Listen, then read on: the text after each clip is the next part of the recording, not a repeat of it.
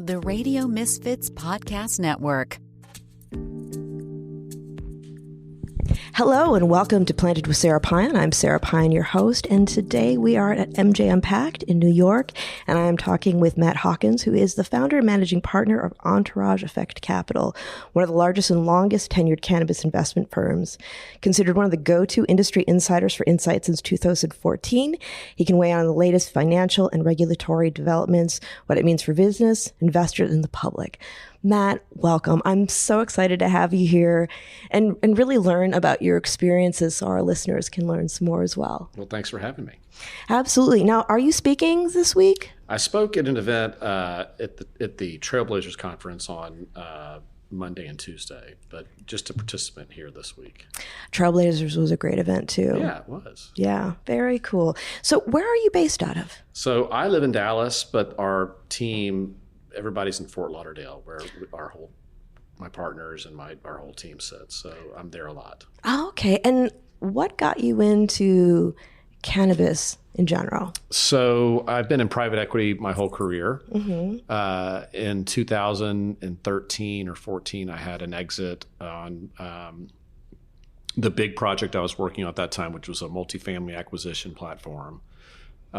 We sold that, and one of the things I had done in the Great Recession was private lending. And so I kind of went back to that to see what the deal flow was like. And a lot of the loans I was seeing were from warehouse owners in Denver who were looking to refinance their mortgages out of commercial debt into private debt in order for them to be able to lease their facilities to cannabis growers. Obviously, Colorado went legal in 2012, so it was very early stages for that. And as a result, we started seeing crazy number of deals. We actually closed on a loan, but I called it my luck and timing moment. I mean, actually, ask me on a particular day, I may say it's bad luck and bad timing, but for the most part, it's been great. And so what we did was we pivoted from lending to making actual equity investments into the cannabis companies themselves. And so, back in 14 and 15, which is 14 through 16 was the vintage of our first fund. Trying to raise money for a legalized cannabis fund back then was harder than hell, and especially in Dallas, Texas. Oh, for sure. So yeah. I had to go places all over to try to find capital, and we put, a fair amount together, and that's been a huge success. It was over a 3X when it's all said and done, and Fund 2 was much, much larger, and we were investing at the top of the market. And so we've had to roll up our sleeves to make that work, but I think we're going to be just fine. And our third fund, we just closed. And so we've been kind of investing in a better time for our investors, not a great time for the industry, but from a valuation standpoint, we've had some really interesting opportunities that we've capitalized on. That's really interesting. I was actually wondering, because I got into the industry in 2012. Okay. And one of the things that I was thinking about reflecting on the Great Recession was when we look at different markets that tend to be recession proof. Like, for example, alcohol during times, it usually isn't affected. And I really thought that we would be seeing something, and I do not like comparing cannabis to alcohol, of course. I get it. Yeah, but at that time when I got into it, I assumed that it would behave very much like that. What are your thoughts about that? What are you seeing? Well, I think that we really haven't seen a recession during legalized times in the United States. And so, I mean, arguably, 12 and 13 were, still formation periods. We were coming out of the Great Recession, but 14 on has been boom times. Right. And so I think most likely cannabis will share some attributes. I mean, look what happened during the pandemic early stages. I mean, cannabis was deemed an essential business and sales were off the charts. So my suspicion is that it won't be quite like that, but there'll still be people saying, I either need my medicine or I need my, my psychedelic fix, so to speak. And so psychoactive fix, excuse me, not psychedelic.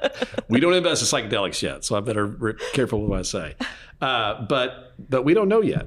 But interestingly, whether it's recession proof or not, the industry, it's the first time we've dealt with macro issues while we're dealing with a whole host of other issues, regulatorily, operationally, I mean, you name it, we are, obviously, federal legalization, the illicit market, Section 280E, the lack of capital that's in the space right now. Combine that with macroeconomic pressure, and we got a host of problems here. Yeah, it's from like an org psych standpoint, it's storming, norming, and reforming. We're like, it's kind of a soup out there, and we'll see what happens with it. Yeah, that's right. And when you're looking at investing, I know one thing, when I go into, whenever I talk to somebody about working in cannabis, not as much now, but not too long ago, people are like, where should I invest? And one of the things that I've always said to people is the one thing you must understand if you're going to invest in cannabis is that it's more of a long game. Right. And what are your thoughts around that? I totally agree. I mean, and that's what we tell our investors. I mean, luckily, a private equity fund, by definition, is a 5 to 10 year lockup, and so your investors understand that this is money that is going to be used to grow businesses, and then when there's an opportunity for exit, hopefully we can take advantage of that. We've proven that we can with our results in Fund 1. We got to do the same in 2 and 3. But you're right. This is not a get-rich-quick deal like some people thought it might be. In fact, it's quite the contrary. I think some people were likening it to the tech boom in many ways. Without a doubt. Which, was an amazing time, but they also didn't have a lot of the regulatory issues that we're still kind of muddling through, which is causing That's right. issues. That's where the similarities stop, because we have, if you told me when I got into this that I would have to be dealing with this far into the game, I don't know what I would have done. I'm not sure I would have taken the plunge because, and whether it was naivete or wishful thinking or whatever, I thought we would have had some type of movement by now. And by the way, anybody in cannabis, if they tell you that they expected to be this long, watch out. They'll lie to you about something else.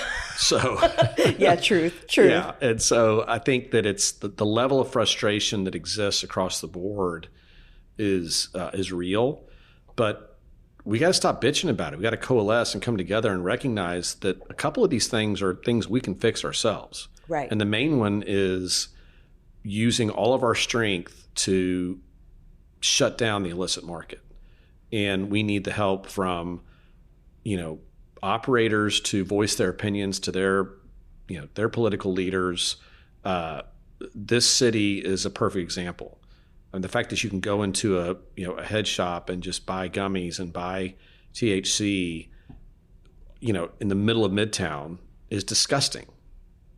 There are licensed operators that have yet to go into business and have put into millions of dollars of their own money that are now behind the 8 ball with these thousands or so shops that are set up that you have to compete with. Yeah. It's ridiculous, and it's against the law, but yet the state and the city won't do anything about it. So help me understand that. I don't, and look, I'm all for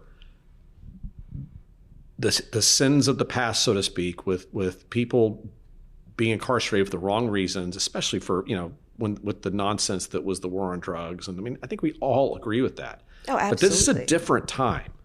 This is not the legacy market. This is illicit market 2.0, and 2.0 needs to be thrown in jail for tax evasion. So anyway, you can tell I get a little worked up over this. Well, it's true. You always have to pay the tax man. I mean, Al Capone can tell you that. That's right. And that's where he went to jail. They didn't get him on anything else but tax evasion. Yeah. So anyway, it's just something has to be done other than slapping a $250 fine on somebody and laughing and selling, enough gummies to cover that penalty, in the next hour. No, it's true. I mean, that's a lot of what we're seeing in California too. I'm actually on the state advisory committee for policy, and when we talk about the illicit market or people who are in the equity program having a hard time starting up, or people who are just having a hard time with their businesses as they exist, part of it is that there isn't an ease of entry, and really we could do that and have competition That's very healthy. But also the taxation issues. It's huge. I mean, look, I'm chairman of the board of State House Holdings in California, so we know it cold. Oh, yeah. And so it's just as frustrating out there as it is here, just we've been dealing with it longer out there. The problem with the state now is that you do have smaller operators going out of business. There could be some tamping down the illicit market, which is why flower prices have risen in California.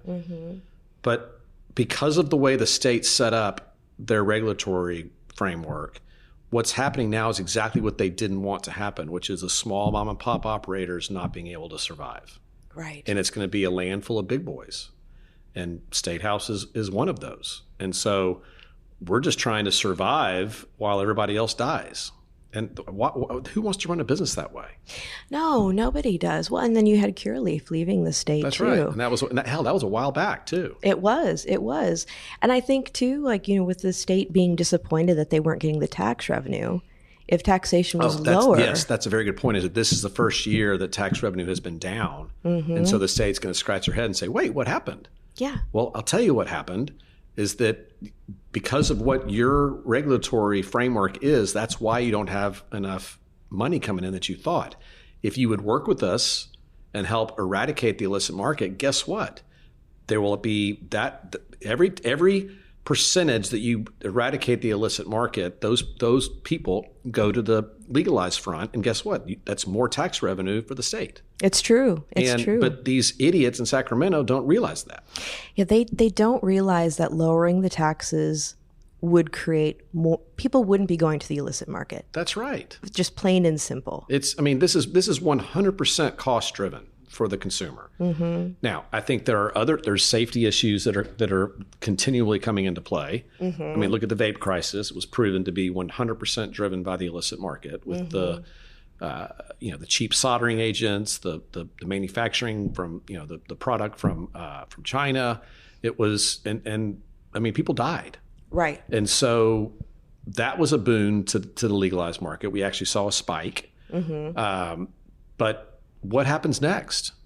I mean, I would hate to see. I mean, I don't think anybody is looking to do this on the illicit market. But what happens if fentanyl gets into, a trafficked item like that? Right. I mean, right. What are you going to do? What's the state going to do then? Yeah.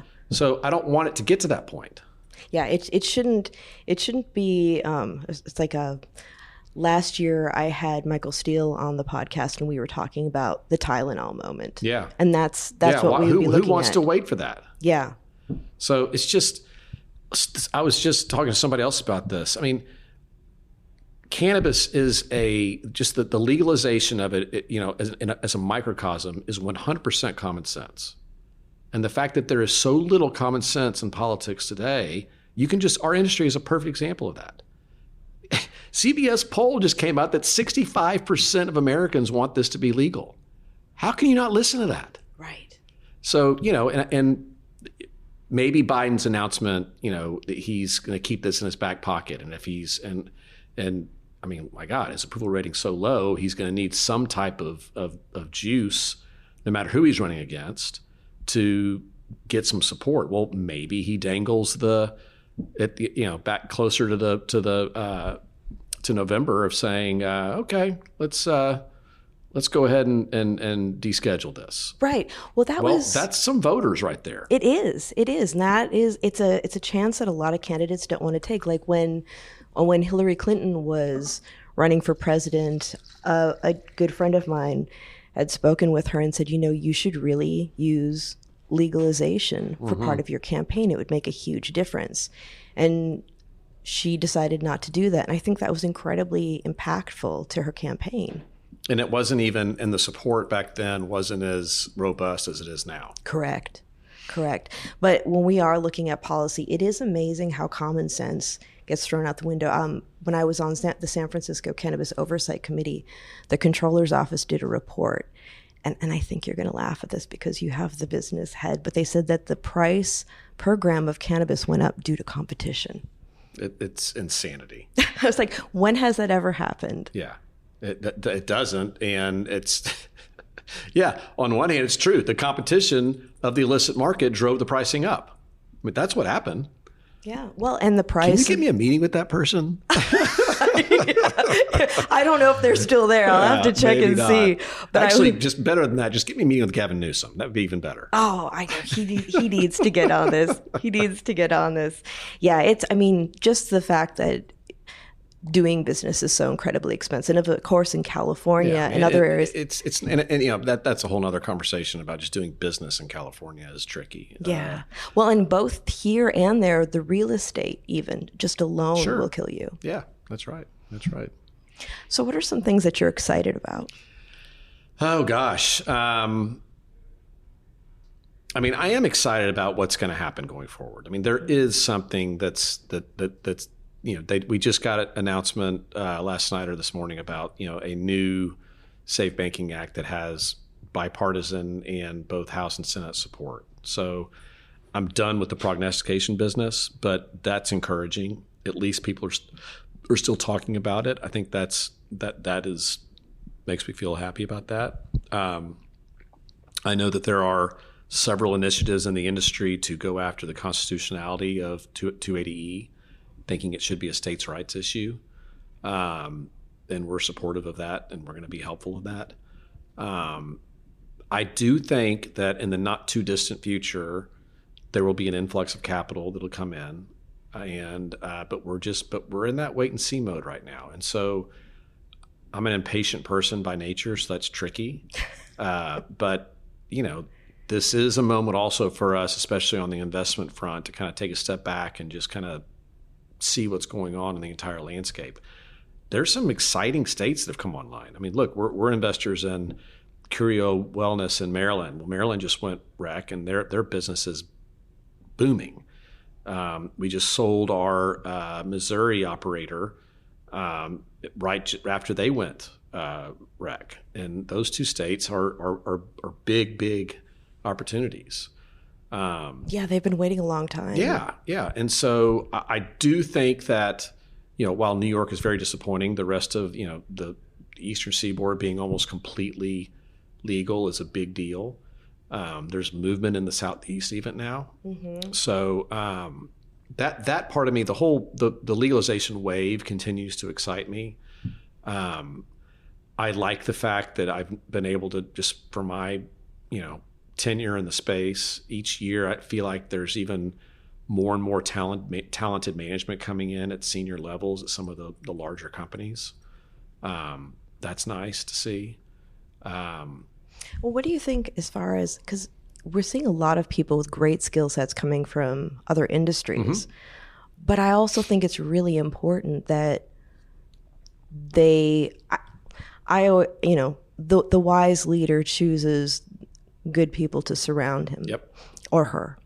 And I really believe that some companies are making the mistake of not valuing people who have the cannabis chops too, though. And I think that's a blind spot. I think I agree on one hand and disagree on the other. On one hand, especially on the cultivation side, I mean, this is a fickle plant. Yes. And you need experience with, more than one crop to know what could and couldn't happen. With respect to the business side, mm-hmm. I'll use California as an example. I mean, so much of the business today is dealing with the supply chain, right? And dealing with, managing your cash flow, because we don't have working lines of credit. We don't have access to cheap bank debt. So being able to manage your receivables and your payables and all that. And so, that a lot of that is, if you come from a big CPG background as a CFO or even a CEO for that matter, I mean, you're going to be able to come in and understand that, get your arms around it and understand how that cycle works. So I think a healthy sprinkling in of both. Yeah, I agree. But primarily on the cultivation side, I feel like on the historical aspect. Mm-hmm. I also think though on the outreach and marketing side, because it is so nuanced. That's a fair point, and I think bud tenders, for example, and then the sales, the front facing salespeople that need to interact with the bud tenders. I mean, you can't just come from selling, software to coming into cannabis. So I agree with that. Yeah, it's true. And, and I've actually, when I used to head up education for a large dispensary group, one of the things I had was people coming to work in the stores that were interested in cannabis but didn't necessarily consume. Mm-hmm. And that actually was all right because it was about the engagement and being able to talk to people and learn from the experiences when the consumers are coming in along with good training, to have that nuanced approach to be able to capture the consumer's imagination and make recommendations for things that would work well for them. I don't necessarily think that a person has to consume to be involved. Right. They just have to be engaged. That's fair. Yeah, I agree. And I think that's, look, I'll use an example. Education is a good thing to touch on here. I didn't tell my parents that I was in the space for a couple of years because I just didn't know what they would think. They're both, God-fearing Catholics. And so, but then when I told them, they were like, well, why didn't you tell us? And I was like, well, I don't know. Just, didn't want to tell you, but then as we've, fast forward a year or so after that, my mom has fibromyalgia.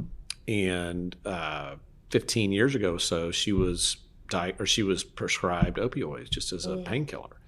And she didn't know any better. She was just doing what her doctor told her to do, take however many, 2 times a day. Well, she got addicted.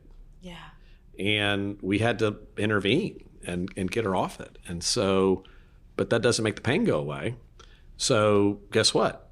She started using THC and CBD, and I bring her edibles and, quote unquote, break the law coming from a legalized state and bring it to Dallas. And she is living pain-free. That's awesome. Yeah. So it's that she didn't, and she just heard something about it might be, effective. And I was like, let's try it. And then she actually asked her doctor. Doctor said, yeah, why don't you give it a shot? Yeah. It's amazing the impact that it's had. It's really wonderful. What do you think is going to happen in Texas? I'm really curious because there are a lot of people that are for it. Yeah, but there's the way the legislature works in Texas is the lieutenant governor is the head of the Senate, and he decides what comes before the Senate. No one else. He's the most powerful person in Texas, but more so than the governor. So he has no interest in cannabis whatsoever. He panders to the far right. The House would pass wide-ranging cannabis legislation, even with Republican domination, but they're just not as far right as Dan Patrick is in the Senate. So as long as he's lieutenant governor, I don't see anything happening short of, the House just passed a decriminalization bill. I don't know if that'll happen. I think that may have a chance at passing in the Senate. But certainly the expansion of the THC-based program isn't going to move much. Right now it's, I think 1% THC. It's got, and it's for, a small sliver of patients. They did add spasticity to it, so you can actually put pain in there. But 1% THC isn't going to cut the mustard here. So no, it's not. When it does pass, I'll be really interested to see what the model is, because for me, it's like I think about Texas and it's like, don't mess with Texas. You guys do your own thing. You walk to the beat of your own drum. And right. I'm just like fascinated to see, like I got into cannabis because in my late 30s, I had cancer. But my mom was actually living in Denton. And is that right? Okay. She was doing cancer research at Baylor. Oh, wow. Okay. In Dallas. So I used to head over there and I got like a little taste of the Tex-Mex and the culture, and it was very cool. Yeah. But I was like, wonder how that's going to be. But it's unfortunate because, like I was mentioning before, I had, the former head of the RNC the other year on, and he was saying that if more Republicans actually admitted, he's like, let me tell you, my colleagues like cannabis, whether they admit it or not. Yeah. If they would actually come clean, we would be having we'd have much more bipartisan work together. Yeah. I think this country's become so polarized because of, the polar opposites that exist to the far left and the far right. Yeah. And so unfortunately, the far right is, the religious right.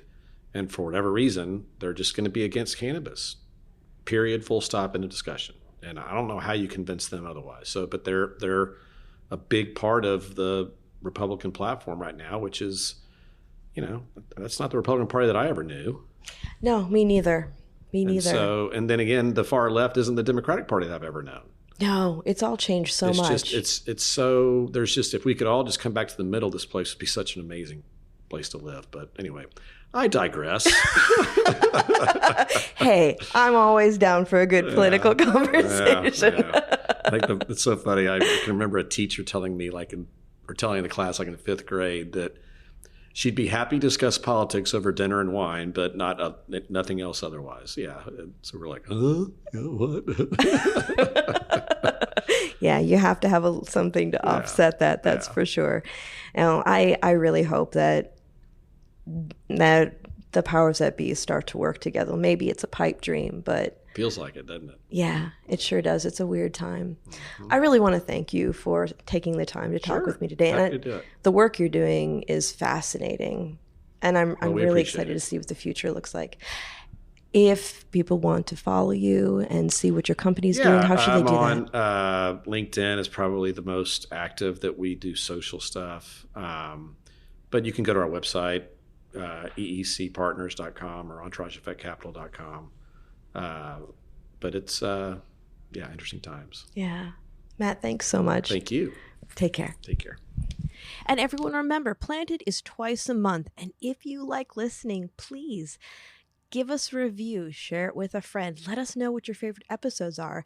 And if you'd like to stay in touch over social media, we are Planted with Sara Pion on Facebook and Planted with Sara on Instagram and Twitter. You can also go to our website, www.plantedwithsara.com, or listen to us on our parent network, Radio Misfits Network, where there are other great podcasts, like one of my favorites, the Winemakers Podcast. So check it out. You can listen to Planted wherever you listen to your favorite podcast, whether that's Pandora, Spotify, Amazon, Google, Apple, Stitcher, TuneIn. We are there. So join us, and until next time, stay curious, stay safe, and remember, it's a wild world out there. Be good to one another. Until next time, take care.